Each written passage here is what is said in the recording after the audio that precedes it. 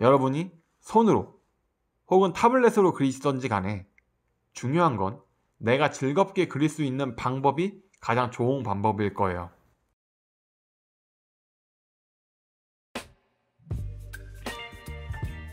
안녕하세요, 부코리입니다.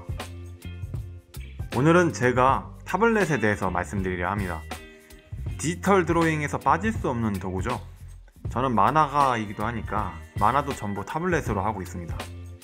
실은 전에 좀 지난 라이브에서 어떤 구독자분이 타블렛과 손그림 중에 어떤 게 그림 연습에 좋냐고 질문을 주셨었는데, 내친 김에 한번 제가 지금껏 어떤 방식으로 그려왔었고 타블렛을 사용하면서 느낀 장단점들을 만화가의 시점에서 들려드리고 싶더라고요. 그래서 오늘 이렇게 영상을 찍게 되었습니다.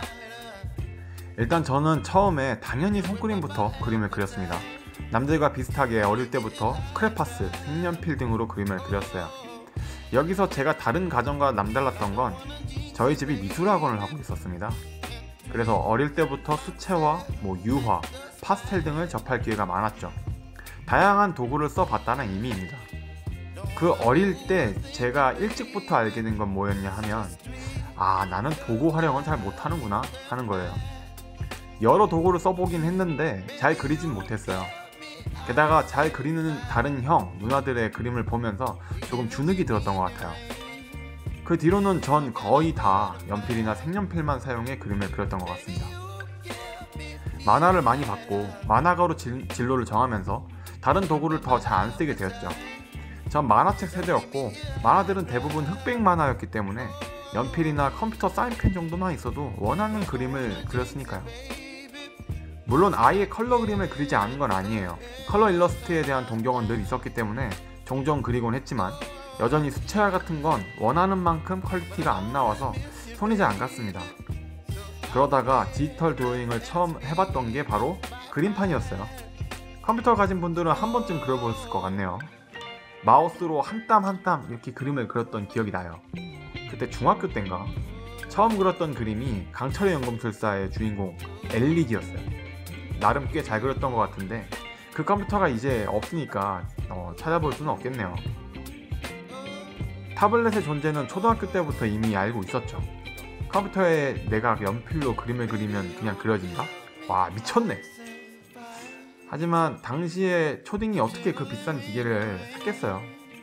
그러다 고등학교 때쯤에 아버지께서 처음으로 판 타블렛을 사주셨습니다. 제가 고등학교를 전문화고를 들어갔고 거기서 포토샵을 다뤘기 때문에 그래서 아버지께서 사주신 거거든요. 신문물을 만나면서 되게 설레었던 기억이 납니다. 그때 사주신 제품이 벨리타에서 팔았던 XP펜이었어요. 이쪽 업계 탑인 와콤은 그때도 좀 비쌌기 때문에 차선으로 사주신 제품이었는데요. 차이가 좀 있었어요. 뭐였냐면 와콤의 펜은 정전식이어서 펜에 별다른 충전 없이 바로 쓸 수 있었는데 XP펜은 이 펜에다가 건전지를 직접 넣어야 움직였습니다. 그 때문에 펜이 꽤 무거웠어요. 그리고 펜 내구력이 별로였는지 필압이나 손에 힘을 가하면 플라스틱 쪽에 금이 가더라고요. 그 사이가 점점 건전지의 무게 때문에 이리저리 흔들리면서 더 금이 가고 완전히 뚝 부러져 버렸습니다. 이런저런 문제가 있긴 했지만 그래도 저는 정말 재밌게 잘 썼던 제품이었어요. 처음으로 타블렛을 쓰면서 느꼈던 장점은 퀄리티를 내가 원하는 만큼 언제든 수정이 가능하다는 점이었습니다. 수작업할 땐 한 번 붓으로 색을 넣으면 그 뒤에 수정을 못하니까 계속해서 거길 덧칠하거나 그러다 보면 점점 더러워져서 결국 그림을 망치기 일쑤였거든요. 그런데 디지털 드로잉은 컨트롤 Z 이거 하나면 바로 뒤로 돌아가지 않습니까? 진짜 이 기능 맞는 사람은 제가 노벨상을 줘야 된다고 생각해요. 저는 그렇게 다양한 채색 연습을 할 수 있었기 때문에 타블렛이 수작업보다 훨씬 좋았습니다. 대학교에 와서도 계속해서 판 타블렛을 구매해 사용했어요. 액정 타블렛이 그때도 물론 판매하고 있었죠. 그걸 와콤만 팔고 있었는데 몇백만 원이나 하는 제품이었기 때문에 침만 흘리고 있었죠. 그때 액정 타블렛이 이렇게 대중화가 될 줄은 생각도 못했습니다. 화면은 크고 무겁고 가격은 비쌌거든요. 그런데 지금은 크기도 작아지고 훨씬 가벼워진 데다가 진입장벽이던 가격도 이제는 10분의 1까지도 떨어져서 이제는 10분의 1까지 떨어져서 제가 격세지감까지 느껴요. 이건 너무 꼰대 같았나. 군대를 갔다 와서 처음으로 타블렛 PC를 구매했습니다. 컴퓨터가 필요했는데 그림까지 한 번에 그릴 수 있다는 그런 제품이라는 이유로 삼성의 슬레이트 7을 샀었어요. 화면은 작았지만 그림을 모니터로만 그리다가 처음으로 종이에 그리는 것처럼 그리는 듯한 그 직관성에 매료됐었죠. 학창시절 내내 그걸로 그림을 그렸습니다. 제 경우엔 집과 학교를 왔다 갔다 했고 이동이 많았기 때문에 붙박이로 집에만 두는 거치형은 작업에 맞지 않다고 생각해서 산 제품이었습니다. 그렇게 저는 다시 와콤사의 신티크 컴패니언 2, 그 다음에 아이패드 프로를 거쳐서 쭉 타블렛 PC만 10년 넘게 사용했습니다. 작년에 처음으로 거치형 컴퓨터의 필요성을 느껴서 맥미니와 휴이온의 액정 타블렛을 구매했어요. 근데 이게 또 신세계더라고요. 타블렛 PC의 단점이 뭐였냐면 내장 그래픽카드의 성능이 일반 PC에 비해 낮아서 간혹 렉이나 로딩이 너무 길었다는 점이에요. 요즘은 웹툰에 이 스케치업 같은 3D 파일도 사용하는데 제 타블렛 PC들은 너무 느려서 5분 10분씩 걸리기도 했습니다. PC로 넘어오니까 확실히 쾌적함이 달라서 좋더라고요. 현재까지 이렇게 제가 써온 제품들을 말씀드려봤습니다. 이제 완전히 타블렛에 익숙해져서 낙서하는 거 제외하고는 모든 작업을 그냥 100% 타블렛으로 제작하고 있어요. 저는 만약 타블렛 계열로 들어오길 고민하고 계신 분들에게는 강력하게 추천한다고 말씀드리고 싶네요. 장점을 몇 개 말씀드려 볼게요. 제 주관적인 장점으로는 일단 그림에 대한 접근성이 상당히 쉽습니다. 그림 관련 프로그램을 살 돈만 있다면 다양한 도구를 바로 즉석에서 사용해 볼 수 있습니다. 일일이 문구점에 가서 돈을 잔뜩 들여 사온 뒤에 써보지 않아도 돼요. 물론 수작업과 같은 느낌은 당연히 나지 않습니다만 애초에 써보질 못했다면 크게 중요한 점은 아닌 듯해요. 내가 뭔가를 그리는 행위 자체로 재미를 느낄 수 있고 또 나중에 이 도구 한번 나도 수작업으로 써보고 싶다 그렇게 흥미가 생길지도 모르죠. 그럼 그때 수작업을 해보셔도 좋을 것 같아요. 그리고 또 한 가지는 만화가를 지망하시는 분들이면 절대로 돈이 아깝지 않은 초가성비라는 점입니다. 옛날에 제가 대학교에서 만화를 배울 때 아직 그땐 수작업, 잉크나 스크린톤, G펜 쓰는 법을 가르쳐주고 계셨는데 이 스크린톤이나 펜촉이 가격이 만만치가 않습니다. 펜촉 하나만 해도 몇백 원이고 심지어 몇천 원도 하는데요.